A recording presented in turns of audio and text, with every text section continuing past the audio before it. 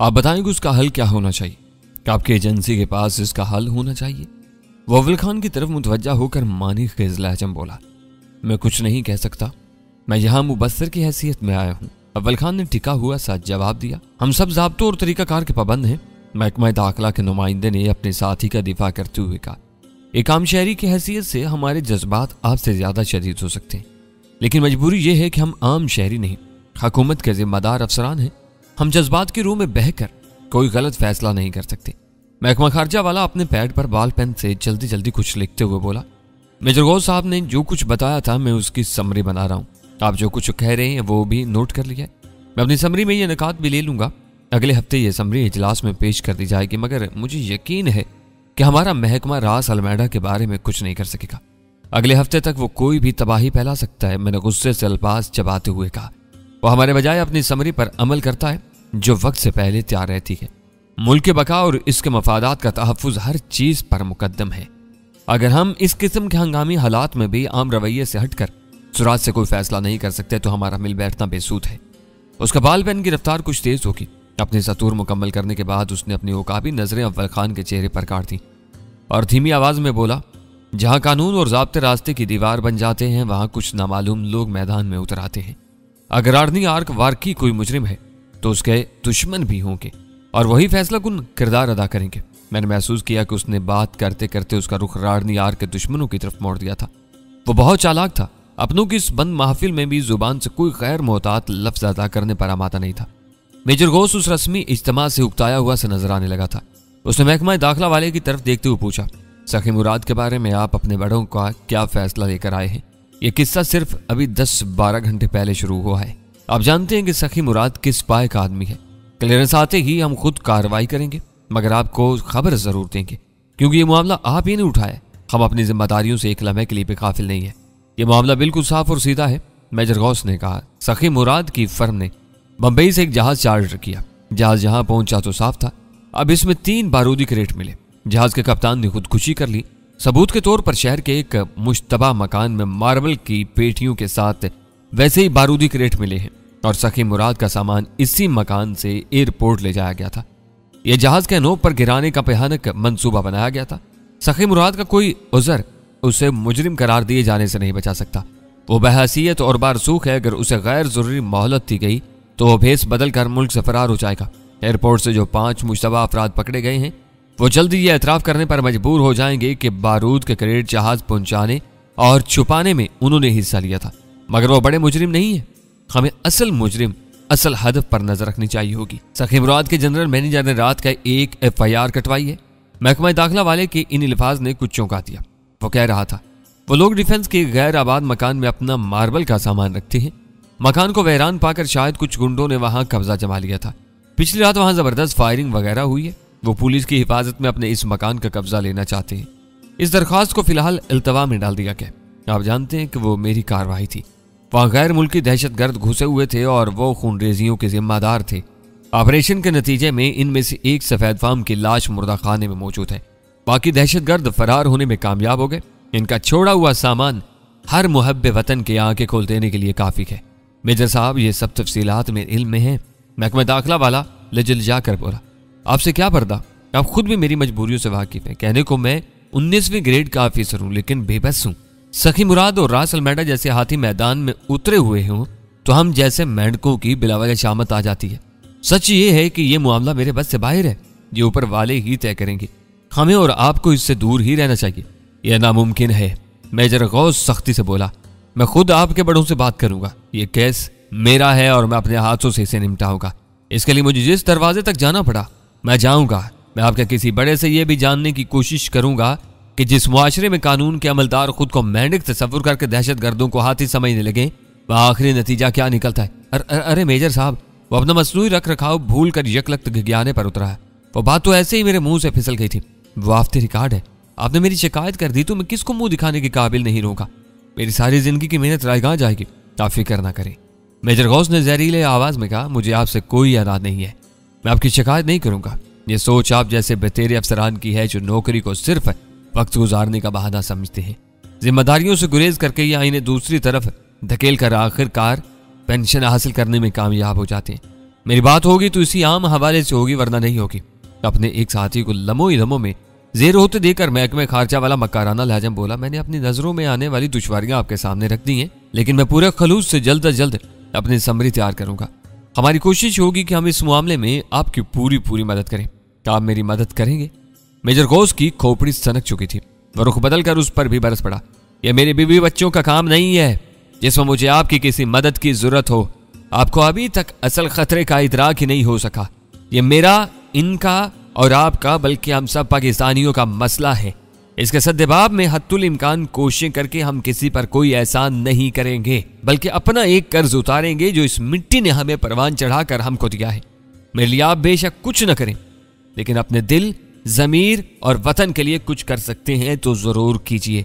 मैं आपकी तरफ से किसी अच्छी खबर का मुंतजिर रहूंगा। वो बरहमी के आलम में अपनी जगह छोड़कर उठ खड़ा हुआ और अलविदाई मुसाफे के लिए अपना हाथ फिजा में आगे बढ़ा दिया। इन दोनों ने चूरी के नीचे आई हुई ज़िबा होने वाली बकरी की सी नजर से मेजर गौस की तरफ देखकर बारी बारी उससे हाथ मिला और गर्दनें झुकाए दरवाजे की तरफ बढ़ गए। इनके जाते ही मेजर गौस का गुस्सा यकलख्त काफूर हो गया और उसके होंठों पर आसूदा से मुस्कुराहट फैलती चली गई। उसने हमें बैठने का इशारा किया और खुद भी वापस बैठ गया। मीटिंग हर ब्यूरोक्रेट का एक महौलक हरबा होता है। मैंने मेजर गौस के मूड से फायदा उठाते हुए कहा, वो दोनों पहले से अपना ज़हन बना कर आए थे। ये मीटिंग एक ढकोसले से ज्यादा नहीं थी। वो दोनों मेरी बात सुनने से ज्यादा खुद बोल रहे थे। इनका रवैया देखकर मेरा खून खोल रहा था। गनीमत हुआ कि इन्होंने खुद ही मुझे अपने दिल के भड़ास निकालने का मौका फराहम कर दिया। अब मैं खुद को हल्का फुल्का महसूस कर रहा हूँ। मैं नादिम हूं कि मैंने इस नाम निहाद मीटिंग को जरूरत से ज्यादा अहमियत देकर सुल्तान शाह को बाहर रोक दिया। अब उसे भी अंदर बुला लो। मैंने उठने की कोशिश की ही थी कि उसने मुझे रोक दिया और स्टेनो फोन पर अपने मातहत को हदायत की कि वो अपने कमरे में बैठे हुए मेहमान को अंदर भेजे। सुल्तान शाह के लिए सरकारी अफसरान के दफातर में आमद रफ्त का तजर्बा नया था। वो डरे सहमे अंदाज में अंदर आया। हमारे चेहरों पर नजर पड़ते ही उसकी जान में जान आई। फिर जब मेजर गौस ने उठकर उससे पूरे खलूस से मुआज़त की तो उसका चेहरा खिल उठा। मैं जानता था कि ये लोग कुछ नहीं कर सकेंगे। मेजर गौस ने सुल्तान को बिठाने के बाद कहा, इनकी मीटिंग की तजवीज़ पर जो थोड़ी बहुत उम्मीद बंदी थी वो भी खाक में मिल गई। तुम लोग अपना काम जारी रखो। मैं कर्नल अशफाक से मशवरा करने के बाद अपने किरदार के बारे में फैसला करूंगा। डैनी का काम तो किसी तात्तुल के बगैर रोज़े अव्वल से ही जारी है। अव्वल खान ने कहा, अब यह सिर्फ फैसला करना बाकी है कि इसका अगला शिकार कौन होगा। यह मीटिंग बिल्कुल ही बेसूद नहीं रही है। मैंने कहा, सखी मुराद के जनरल मैनेजर की रिपोर्ट खासी दिलचस्प है। अगर वो मकान सखी मुराद ही की मिल्कियत है तो ब्लैक हाक को इसी ने वहां पनाह दी हुई थी। गड़बड़ होने के बाद उसने अपनी गर्दन बचाने के लिए नामालूम बदमाशों के खुफिया कजिए की कहानी घड़ी है। अब हमारे सामने सिर्फ सखी मुराद है। इसी से अहम मालूमात हासिल हो सकती हैं। इसे खामोशी से उठा लिया जाएगा। अव्वल खान ने सुकून से कहा, वह हर वक्त तो 4 मुसल्लह मुहाफिजों के घेरे में रहता है, लेकिन इन पर काबू पाना भी ज्यादा मुश्किल साबित नहीं होगा। फिलहाल मैं ऐसे मशवरों में फरीक नहीं बनूंगा। मेजर गौस ने मानी खेज मुस्कुराहट के साथ कहा, यह बातें तुम लोग आपस में तय कर सकते हो। और हाँ, अव्वल खान, मैं एक बात बता दूं, डैनी के बारे में मैं ज्यादा कुछ तो नहीं जानता, क्योंकि हमारे बड़ों का हुक्म नहीं। डैनी जहां पे एक हेरोइन फरोश रहा है, लेकिन ये किसके कहने पे और किसके इशारे पे करता रहा है ये भी मैं जानता हूं। मैं तुम्हें एक छोटा सा इशारा देना चाहता हूं कि यह भी हम में से एक है जिसने मुल्क व वतन की मोहब्बत की खातिर अपनी पहचान, अपना मान, मकाम, मर्तबा सब कुछ तज दिया था। इस जैसे इंसान बहुत कम मिलते हैं, इसकी कदर करना। आखिरी अल्फाज कहते कहते मेजर गौस जज्बाती हो गया था। शायद वो मेरी राम कहानी शुरू करने वाला था कि एक अफजल चौधरी चलता चलता किस तरह डैनी बना और डैनी का रूप धारने वाला किस तरह गद्दार, मुहब्बे वतन और किन किन नामों से पुकारा जाने लगा। शायद लोगों के लिए यह हैरानगी की बात हो, लेकिन यह शोभा है ही ऐसा। इसमें इंसान कभी भी अपना नाम ऊंचा नहीं कर सकता। इसमें कभी भी इंसान अपना मान, मकाम, मर्तबा किसी जगह इस्तेमाल नहीं करता। यहां तक कि हम अपना कोड वर्ड्स भी किसी मकाम पर अगर फंस जाएं तो वहां उसे शो करवा के अपना फायदा हासिल नहीं कर सकते। वतन कुर्बानी मांगता है और हम हर वक्त अपने सर पर कफन बांधकर सरफरोश बने फिरते हैं, लेकिन हम कुर्बानियां देते हैं और उसका सिला नहीं मांगते। चंद लम्हों तक हमारे दरमियान खामोशी रही। फिर मेजर गौस ने कहा, मेरी दुआएं तुम्हारे साथ हैं। उसका इशारा भाप कर हम तीनों ही वापसी के इरादे से उठ गए। बुरा ना मानो तो 2 बातें पूछ लूं? मैंने मेजर गौस से कहा। 2 नहीं, तुम 200 बातें भी पूछ सकते हो, मैं इनके जवाब दूंगा। वो खंदा पहचानी से बोला, पहली बात तो ये कि बारूदी पेटियों में रखे हुए रिमोट कंट्रोलर डेटोनेटर की रेंज क्या थी? इसका एक जवाब यह है कि एक डेटोनेटर फटते ही दूसरे हथियार भी चल पड़ते और नाकाबिले तसव्वुर तबाही फैला देती। और अगर तुम रिमोट कंट्रोल की रेंज जानना चाह रहे हो तो एयरपोर्ट जैसे खुले इलाके में 700 मीटर और शहर की तामीराती रुकावटों में सिर्फ 300 मीटर थी। यही वजह थी कि रास अलमेडा अपने घर से इनको ऑपरेट नहीं कर सकता था। इन्हें चलाने के लिए उसे पेटियों से इस फासले तक पहुंचना जरूरी था। मेरे सवाल का ताल्लुक तुम्हारे जवाब के दूसरे हिस्से से था। मैंने मुस्कुरा कर कहा, दूसरी बात जरा जाती सी है, इस वक्त तुम भी हमारी मनसूबाबंदी से अलग थलग रह रहे हैं कि। मैं समझ गया। उसने हाथ उठाकर मुझे खामोश कर दिया और खुद बोलने लगा, मुझे इब्तिदा ही से अपनी मजबूरियों का पूरा पूरा एहसास है। मैं तुमसे इसका एतराफ़ करता हूँ। वो लोग हीलों से काम लेकर गैर ज़रूरी तौर पर हम सब का वक्त बर्बाद कर रहे थे। वो मीटिंग का ढोंग रचाए बगैर भी अपना जवाब दे सकते थे। मुझ में और इनमें सिर्फ इतना फ़र्क है, वो सिविलियन अफसर है, मैं फौजी अफसर हूँ। बस अब मैं इजाज़त चाहता हूँ। मैंने एक हल्का सा कहका मार के मुसाफे के लिए अपना हाथ आगे बढ़ाया और मेरा हाथ थाम कर दरवाजे की तरफ लिया। वो इस वक्त अपनी मुकम्मल फौजी वर्दी में बहुत शानदार नजर आ रहा था, लेकिन हमारे साथ वर्दी के किसी तकल्लुफ से काम नहीं ले रहा था। उसके बरक्स दोनों ब्यूरोक्रेट्स के साथ उसका रवैया बहुत मोहतात और रस्मी था। उसने दफ्तर से बाहर और फिर बरामदे से नीचे आकर हमें अव्वल खान की कार के पास रुखसत किया और गाड़ी की हरकत में आने तक वहीं खड़ा रहा। बहुत खरा और नेक इंसान मालूम होता है। आहते से सड़क पर आने के बाद सुल्तान शाह ने कहा, तुमने इसे थोड़ी देर पहले अपने सिविलियन साथियों पर बरसते देख लिया होता तो हर किसी ये खुशगवार राय कायम न करते। मैंने तंजिया लहजा में कहा। इस वक्त वो पक्का फिरौन बन गया था। सिविलियन अफसर मसलहतों से काम लेते हैं, लेकिन फौजी अफसरों को मैंने आमतौर पर खरा पाया है। वो जिस बात को गलत समझते हैं, किसी लगी लिपटी के बगैर इसे गलत कहते हैं। सुल्तान शाह ने कहा, हमने अपनी बात हर तरफ फैला दी है। चंद सानियों की सुकूत के बाद अव्वल खान ने जुबान खोली। राडनियार के खिलाफ कोई कदम उठाया जाए या ना उठाया जाए, इसकी हर दोहरी शख्सियत के बारे में हर तरफ कहानियां फैल जाएंगी। एक तरफ ये दबाव काम करेगा और दूसरी तरफ हम इसकी तलाश में निकल पड़ेंगे। इसे ढूंढना पड़ेगा, लेकिन सखी मुराद हमारे सामने है। मैंने उसे याद दिलाया, हमें पहली फुर्सत में उसको उठा लेना चाहिए। अब वही रास अलमेडा के बारे में कोई निशानदेही कर सकेगा। सखी मुराद तुम दोनों के काबू में नहीं आएगा। अव्वल खान ने फैसला कुन लहजे में अपनी राय जाहिर करते हुए कहा, यह काम मैं अपने आदमियों से लूंगा, तुम दोनों बिल्कुल अलग रहोगे। यह ज्यादती है। सुल्तान शाह ने बुलंद आवाज में एहतजाज किया, मुझे पहली बार किसी कौम फरोश रहनुमा का दीदार करने का मौका मिल रहा है। तुम इस मौका से महरूम नहीं कर सकते। तुम्हें इसे देखने और जूते लगाने का पूरा पूरा मौका मिलेगा। अव्वल खान ने मुस्कुराते हुए जवाब दिया, बस तुम इसके अगवा के मामले से दूर रहोगे। वो एक बार मेरी दफ्तरी बैरकों तक पहुंच गया तो तुम्हें वहां आने जाने की पूरी पूरी आज़ादी हासिल होगी।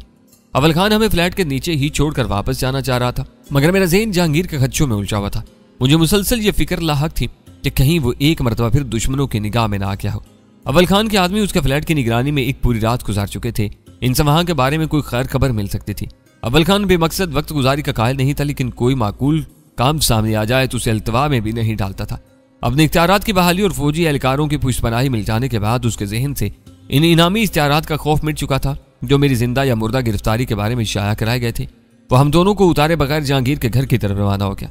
जहांगीर का फ्लैट कमोबेश इसी बारौनक रहायशी इलाके में वाक़ था जहाँ वीरा और गजाला ने अमरीकी कौंसल खाने के 2 एहलकारों को मौत के घाट उतारा था। जहांगीर वाली इमारत खासी बुलंद और पुरशिकू थी। STF वालों के लिए अव्वल खान की जीप एक चलते फिरते इश्तिहार से कम नहीं थी। उसने बारौनक बाजार के दरमियान से गुजरते हुए गाड़ी की रफ्तार कम की तो फौरन ही दूर से एक आदमी हाथ हिलाता हुआ गाड़ी की तरफ बढ़ता चला। मेरे लिए वो कथी अजनबी था। अव्वल खान ने उसे देखते ही अपनी गाड़ी किनारे से लगाकर रोक दी।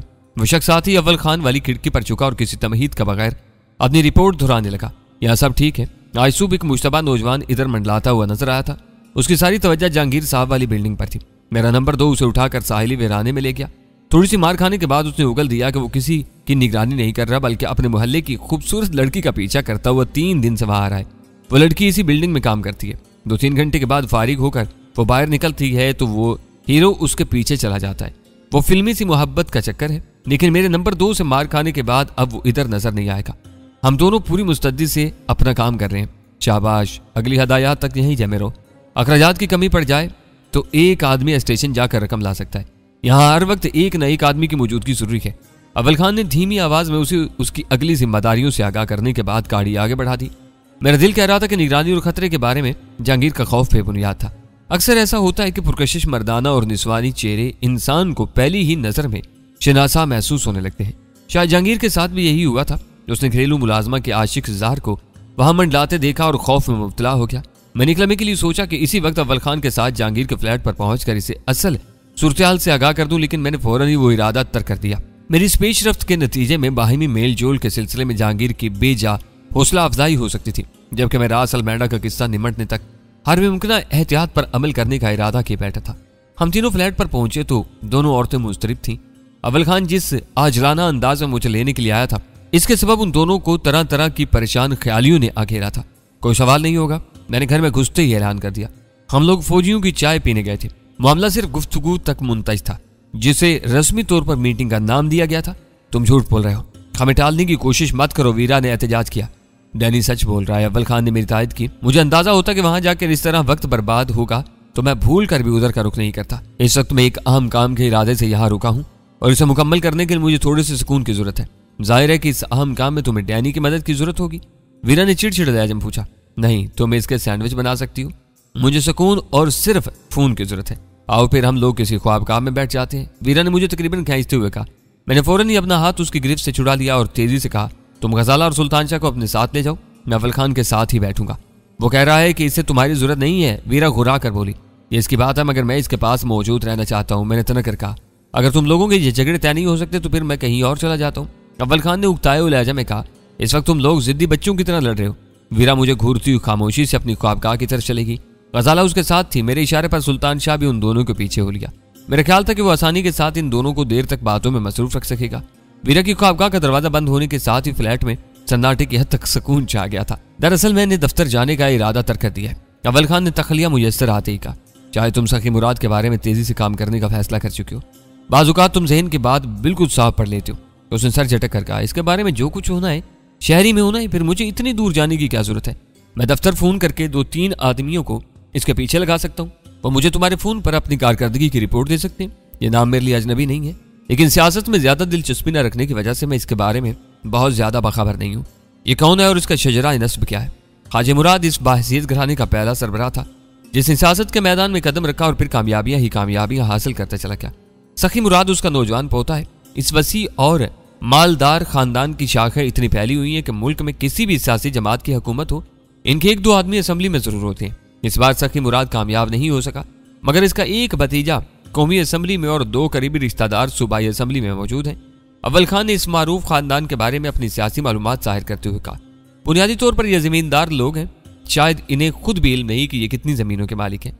अब इनके मुंशी और मैनेजर ही जमीनों का काम चलाते हैं। ये लोग बस सैर तफरीह या शिकार के लिए अपनी जमीनों का रुख करते हैं, वरना कराची ही में ऐश करते हैं। मगर मेजर गौस तो बता रहा था कि सखी मुराद की कोई फर्म भी है। इसे खामोश पाकर मैंने दुकमा दिया। मैं वही बताने जा रहा था।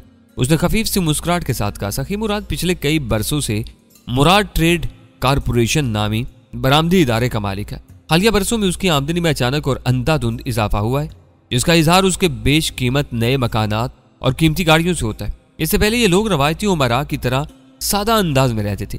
इन लोगों के बारे में आए दिन अखबारात में कुछ न कुछ छपता रहता है।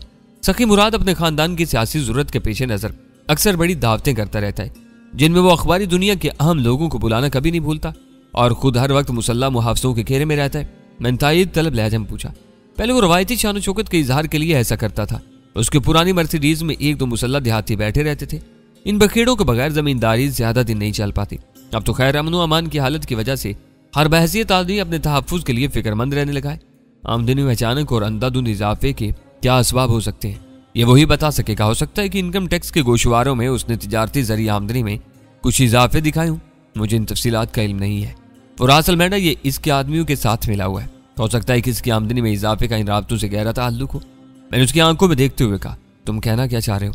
उसने चौंक कर पूछा, जरा खुलकर बात करो यार, कोई नाजायज तिजारत? ऐसी सरगर्मियां डेविड स्टार्स की नजरों में आ गई हूं और इन्होंने इसे अपनी ब्लैक मेलिंग के जाल में जकड़ लिया। तुम इन मामलात पर कबल अज वक्त अपना सर कपा रहे हो। एक आध रोज की बात है, वो हमारे कब्जे में बैठा खुद अपनी कहानी सुना रहा होगा। अव्वल खान ने कहा।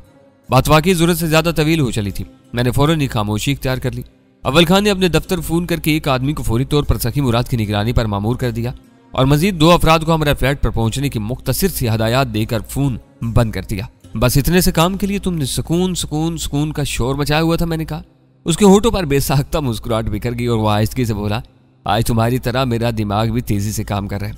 पहले मैं कुछ और सोच रहा था, लेकिन अब मैंने सखी मुराद की गैर कानूनी हिरासत को अगवा बराए तावान की वारदात का रंग देने का फैसला किया। पिछले दिनों शहर में ऐसी बड़ी बड़ी कई वारदातें तवातिर के साथ होती रही हैं। कोई सोच भी नहीं सकेगा किसी किसी और चक्कर में उठा लिया गया। फिर अव्वल खान मेरे साथ अपने मंसूबे के खदोखाल पर तबादला ख्याल करने लगा। तकरीबन 1.25 घंटे बाद अव्वल खान के तलब किए हुए दोनों आदमी फ्लैट पर आ पहुंचे। वो अपने साथ कैनवस का एक मुख्तसर सा थैला भी लाए थे, जो उन्होंने आते ही अव्वल खान के हवाले कर दिया। गजाला फौरन ही 9 वारदों के लिए चाय की मजीद 2 प्यालियां ले आई। इस दौरान में अव्वल खान ने कैनवस का थैला खोला तो उसमें एक पिस्तौल, फाजल राउंड्स, फाजल मैगजीन और 2 ट्रांसमीटर चमक रहे थे। अव्वल खान काफी दिनों बाद अपने पुराने रूप में वापस लौटता हुआ नजर आ रहा था। ये तुम्हारे लिए है। अव्वल खान ने एक ऑपरेटर्स मेरी तरफ बढ़ाते हुए कहा, मेरा ख्याल है कि अब तुम इस किस्म के हर आले के इस्तेमाल में माहिर हो चुके हो। तुम्हें कुछ बताने की जरूरत तो नहीं रही है, सब कुछ हो जाएगा, बस ये बता देना कि मेरा कोड या पासवर्ड क्या होगा। वक्त आने पर यह भी तय कर लिया जाएगा। फिलहाल सिर्फ तुम्हारा और मेरा राब्ता रहेगा और मैं तुम्हारी आवाज आसानी से पहचान सकता हूँ। अव्वल खान ने हंस कर मेरी बात टाल दी। थोड़ी देर बाद अव्वल खान के उस आदमी का जो सखी मुराद के ताक्कुब में भेजा गया था फोन आ गया। अव्वल खान सिर्फ हूं हाँ करके दूसरी तरफ की बात सुनता रहा, मगर यह देख रहा था मैं कि गुजरते हुए लम्हात के साथ अव्वल खान के चेहरे पर मुसरत और कामयाबी की सुर्खी फैलती जा रही थी। यह काम तवक्का से कहीं ज्यादा आसान नजर आ रहा है। अव्वल खान ने फोन बंद करके कहा, सखी मुराद शायद अपनी रंगीन मिजाजी की वजह से आज ही हमारे हाथ आ जाएगा। रंगीन मिजाजी के तज़किरे पर मैं चौंका, लेकिन मैं कोई सवाल किए बगैर अव्वल खान के दोबारा बोलने का मुंतजिर था। और उसके मातहतों के सामने मैं आम तौर पर बेतकल्फी के मुजाहरे से गुरेजी करता था। सखी मुराद के मामूलात खासे दिलचस्प हैं। मालूम होता है कि उसकी अज़दवाजी जिंदगी कुछ ज्यादा काबिल रिश्क नहीं है। वो सिर्फ ठीक 9 बजे ऑफिस खुलते ही अपने 4 मुसल्लम मुहाफ़िज़ों और ड्राइवर के साथ वहां पहुंच जाता है। दोपहर तक वो अपने दफ्तर में मसरूफ रहता है और फिर 1 बजे सिर्फ 2 मुहाफ़िज़ों और ड्राइवर के साथ क्वींस रोड की तरफ रवाना हो जाता है, जहां उसने एक मालदार बेवा के मकान का एक हिस्सा किराए पर लेकर एक लड़की को वहां रखा हुआ है। सखी मुराद की मौजूदगी में मुहाफ़िज़ बाहर पहरा देते हैं, ड्राइवर अंदर के काम करता है। वो दोपहर का खाना वहीं खाता है और फिर अंधेरा फैलने तक वहीं रहता है। दफ्तर में रुके हुए दोनों मुहाफ़िज़ों को दफ्तर का ड्राइवर 5 बजे सखी मुराद के घर पहुंचा देता है। हफ्ते में 2-3 दिन इसी का यही मामूल होता है। वो क्वींस रोड से घर रवाना होता है तो नशे में धुत होता है। जिस दिन उसकी शाम की दूसरी मसरूफियात होती है वो अपना वक्त दफ्तर ही में गुजारता है और फिर दफ्तर ही के रिटायरिंग रूम से तैयार होकर अपने तयशुदा प्रोग्राम में शिरकत के लिए रवाना हो जाता है। आज वो क्वींस रोड गया है। तुम्हारे आदमी ने मुख्तसर से वक्त में बहुत ज्यादा मालूमात हासिल कर ली। मैंने ताज्जुब से कहा, यूसुफ बहुत करतबी आदमी है।